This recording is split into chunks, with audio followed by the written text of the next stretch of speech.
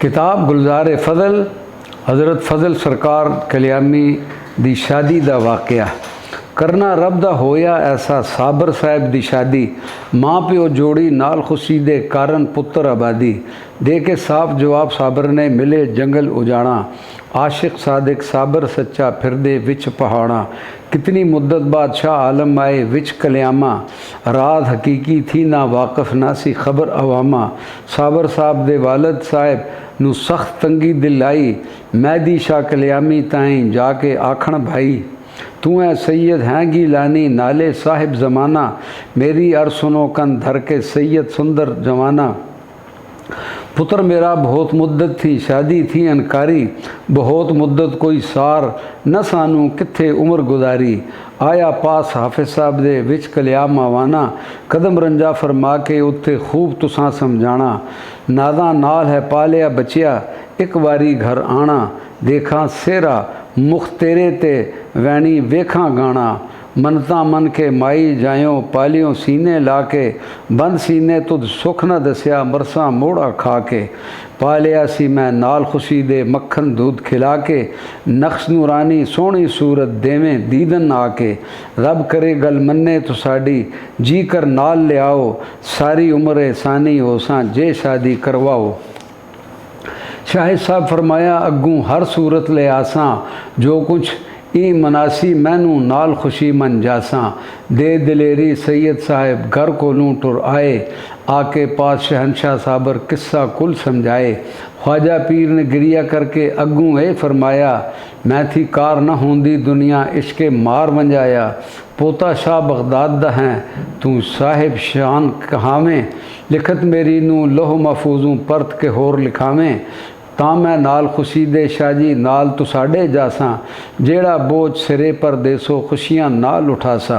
जेकर ये गल ना हो सके करो ख्याल न मेरा, जड़ रहमत दा चढ़ के वसिया इत्थे राज उखेरा। माई बाप मेरे खुश होवन अंदर दुआ जहाना, डोरा हथ खसम दे शाजी जो मालिक दा भाना।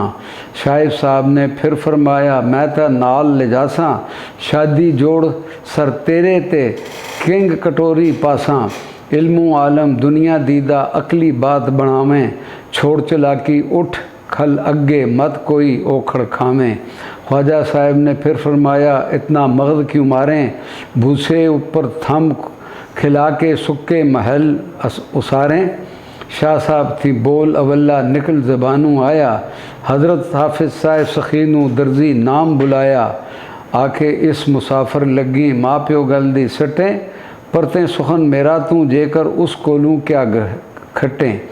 जहाँ शिकायत शाह ने की थी हाफिज साहब वाली, आया जलवा साबर ताई बोल खलोते आली।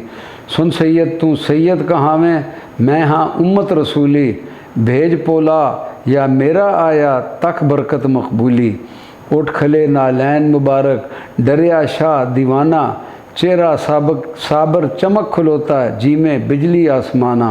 हाथ बदे उठ माफ़ी मंगन बख्श कसूर जो मेरा, ऐस अमर दी खबर न रखा तेरा शान वडेरा।